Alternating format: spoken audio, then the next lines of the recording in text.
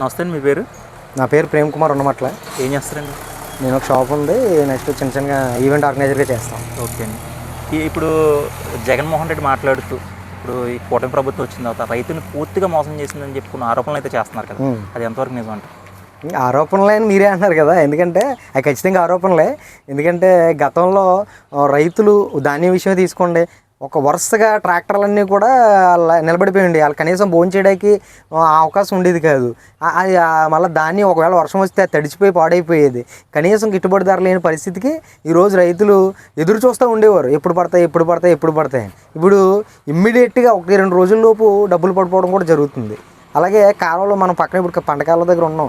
ఈ కాలం అంతా కూడా నీట్గా ఇంతకుముందు ఎప్పుడైనా చూసారు ఏంటి? గతంలో లేదు. ఇప్పుడు ఆయన వచ్చి ఏమైనా పొడి చేసిన అతను ఏమైనా చేశాడంటే ఏమీ లేదు. అంతా కూడా మళ్ళీ ఇప్పుడు కూటమి ప్రభుత్వంలోనే జరుగుతుంది. అది కళ్ళకి కట్టినట్టు కనబడుతుంది. మళ్ళీ దానికోసం మాట్లాడుకోసం పని కూడా లేదు. ఇప్పుడు చూసుకుంటే అంటే గతంలో ఎలా ఉండేదండి? రైతులకి ఎలా ఉండేది? వైఎస్ఆర్సీపీ ప్రభుత్వం ఉన్నప్పుడు ఎలా ఉండేది? ఇప్పుడు రైతులకి ఖచ్చితంగా వైఎస్ఆర్సీపీ ప్రభుత్వంలో కూడా మెచ్చుకోవాలి. ఏంటంటే రైతు పార్టీ అని పెట్టుకున్నారు వాళ్ళు. అది అంటే రైతులను మోసం చేసే పార్టీ అని వాళ్ళ ఉద్దేశం అనమాట. కాబట్టి వాళ్ళు యువజన శ్రామిక రైతు పార్టీ అని చెప్పేసి రైతులనే మోసం చేసి ఎందుకు సొంత తండ్రి ఫోటో మధ్యలో వేసి కొన్ని రోజులు మధ్యలో పెట్టి తర్వాత మళ్ళీ తీసేయడం జరిగింది. అలాగే రైతులు కూడా వాళ్ళకి ఒక సాధనం, వాళ్ళకి పనిముట్టు అంతే. వాళ్ళు ఓట్లు అడగడానికి, నెక్స్ట్ గెలవడానికి, అధికారం ఎక్కే వరకు అందరిని ఎలా వాడుకున్నారో రైతులను కూడా అలా వాడుకున్నారు తప్ప రైతులకైతే వాళ్ళు పావలా పని చేయలేదండి. చేసినట్టు నటించారు, గతంలో చేసినవి కొనసాగించినట్టు నటించారు, అందులో కూడా దొబ్బేశారు, అంతే. ఏం చేయలేదు వాళ్ళు. మన గోదావరి జిల్లాలో వరి పంటకి ప్రాధాన్యత ఎక్కువ ఇస్తాం. మరి వరి రైతులకి అందరికీ కూడా ధాన్యం డబ్బులు సకాలంలో అందుతున్నాయి అంటారా? 100%. ఎందుకంటే నేను ఒక రైతు కుటుంబంలోంచి వచ్చాను. అలాగే మీరు ఎక్కడైనా చూడండి, ఎందుకంటే ఒక రైతు కూలీగా తెలుసు నాకు, వాళ్ళ పొలం ఊడ్చిన రైతు కానీ తెలుసు నాకు.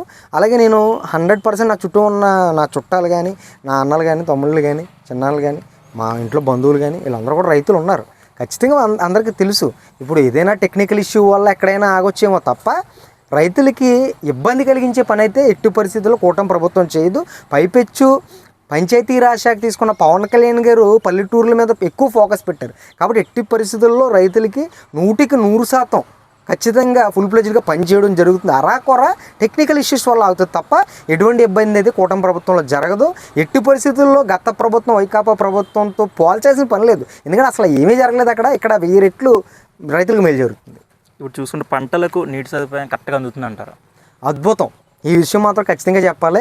ఇది పాలకొల్లు నియోజకవర్గంలో ఉన్నటువంటి డాక్టర్ నిమ్మల రామానాయుడు గారు, హ్యాట్రిక్ ఎమ్మెల్యే. ఆయనకి ఏదైతే అప్పగిస్తే బాగుంటుంది అనుకున్నారో అదే అప్పగించారండి, జలవనరుల శాఖ మంత్రి.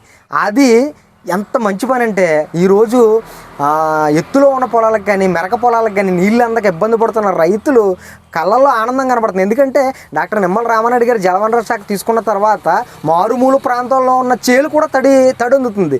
అలాగే పంట చేతికొచ్చే టైంకి వరదలు వచ్చి మునిగిపోయి కూడా వరదలు రాకుండా అడ్డుకట్టేసి ఎప్పుడు నీరు అందాలి, ఎప్పుడు ములగకుండా కాపాడాలి, ఎండకుండా చేను ఎలా కాపాడాలి అన్నది ఖచ్చితంగా వాళ్ళు చేస్తారు. ఇంకోటి ఏంటంటే గతంలో వీళ్ళు పంటకు విరామం ప్రకటించేవారు, క్రాప్ హాలిడే అని. ఇప్పుడు ఆ అవకాశమే లేకుండా నీరు అద్భుతంగా అందుతుంది. అది దానికి కారణం ఈ పాలకొల్లో ఉన్నటువంటి డాక్టర్ నిమ్మల రామానాయుడు గారికి జలవనరుల శాఖ మంత్రిగా ఇవ్వడం. ఖచ్చితంగా ఇది అద్భుతం అని చెప్పొచ్చు. ఇప్పుడు అన్నదాత సుఖీభావ భాగంగా ఇప్పుడు అందరికైతే 7,000 రైతులకు వేస్తారంట. అందరికి అందుతున్నాయి, రైతులు ఏమంటున్నారండి దీని గురించి?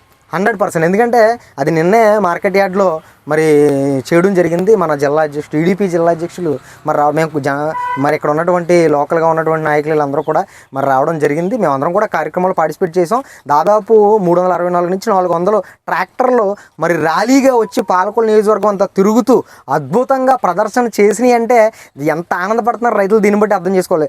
ఖచ్చితంగా అన్నదాత సుఖీభావ అని పేరు పెట్టి వదిలేయడం కాకుండా ఖచ్చితంగా ఏదో రైతుకి న్యాయం చేయాలి అనే ఉద్దేశంతో ఖచ్చితంగా ఈ కూటమి ప్రభుత్వం పనిచేస్తుంది. గతంలో పెట్టుకున్నట్టు ఏదో రైతు పార్టీ అని పెట్టుకుని రైతులు మోసం చేసేలా కాకుండా అన్నదాత సుఖీభావ అమౌంట్ ఇమ్మీడియట్గా అక్కడ పైన ఉన్నటువంటి రాష్ట్ర మరి మంత్రి చంద్రబాబు నాయుడు గారు, పైన కేంద్రంలో ఉన్నటువంటి ప్రధానమంత్రి నరేంద్ర మోడీ గారి సహకారంతో ఖచ్చితంగా అన్నదాత సుఖీభావ పేరు కానివ్వండి, ఖచ్చితంగా ఈ ప్రధానమంత్రి యోజన పథకాల ద్వారా కానివ్వండి, ఇవన్నీ కూడా రైతులకి యోగ్యమైనవి, క్షేమం కలిగించేవిగానే ఉన్నాయి.